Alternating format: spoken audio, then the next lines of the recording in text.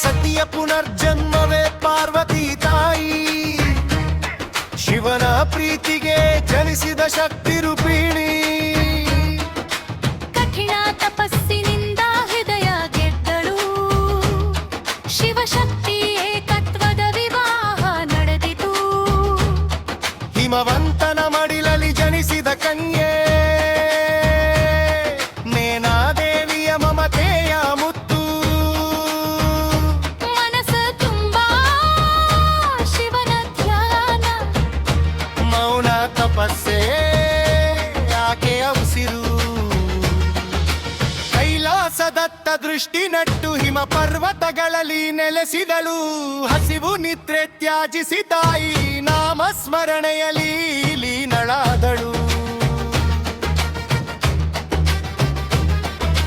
ಬಿಸಿಲು ಮಳೆ ಚಳಿ ಗಾಳಿ ತಪಸ್ಸಿಗೆ ಅಡ್ಡಿಯಾಗಲಲ್ಲ. ಎಲೆ ಹಣ್ಣು ನೀರಿನಲ್ಲೇ ದೇಹವ ಕಟ್ಟಿ ಹಿಡಿದಳು. ವರ್ಷಗಳ ಕಾಲ ತಪವ ಮಾಡಿದಳು, ಅಗ್ನಿಯಂತೆ ಶಕ್ತಿ ಬೆಳೆಸಿದಳು.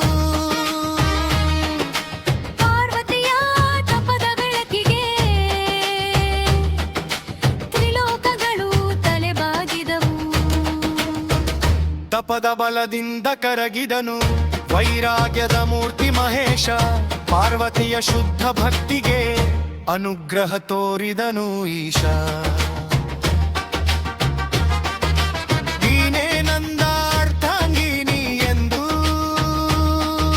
ಶಿವನು ವರ ನೀಡಿದ ಕ್ಷಣ, ಆಕಾಶವೇ ಮಂಗಳನಾದ. ದೇವತೆಗಳು ಹರ್ಷಿಸಿದ ಸಮಯ.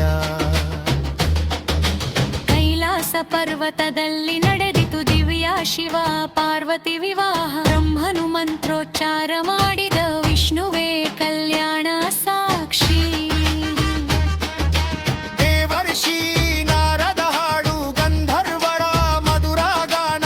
ಶಿವಶಕ್ತಿ ಒಂದಾದ ಕ್ಷಣ ಜಗಗ ಜೀವನಕ್ಕೆ ಕಲ್ಯಾಣ. ಪುರುಷ ಪ್ರಕೃತಿಯ ಮಿಲನ, ಶಕ್ತಿ ಶಿವರ ಸಂಯೋಗ. ಸೃಷ್ಟಿ ಸ್ಥಿತಿ ಲಯಗಳಿಗೂ ಮೂಲವಾದ ಮಹಾಯೋಗ. ಸಪ್ತನಾರೀಶ್ವರ ರೂಪದಲ್ಲಿ ಏಕತ್ವ ತತ್ವ ಸಾರಿತು. ಶಿವಶಕ್ತಿ ಒಂದೇ ಸತ್ಯವೆಂದು ಲೋಕಕ್ಕೆ ಸಂದೇಶ ಕೊಟ್ಟಿತು. ಸತಿಯ ಪುನರ್ಜನ್ಮವೇ ಪಾರ್ವತಿ ತಾಯಿ, ತಪದ ಫಲವಾಗಿ ಶಿವನ ವರವಾಯಿತು.